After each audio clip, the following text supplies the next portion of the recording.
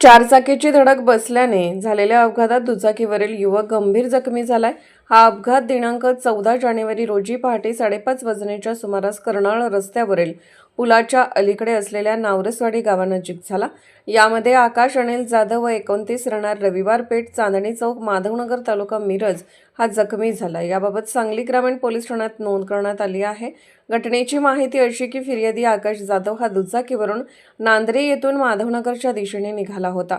नावरसवाडी गाव ओलांडून कर्नाळच्या दिशेने जात असता कर्नाळ रस्त्यावरील पुलाच्या अलीकडे आकाश आला असता कर्नाळच्या दिशेने येणाऱ्या चारचाकीने त्याला धडक दिली. यामध्ये तो रस्त्यावर फेकला गेल्याने गंभीर जखमी झाला.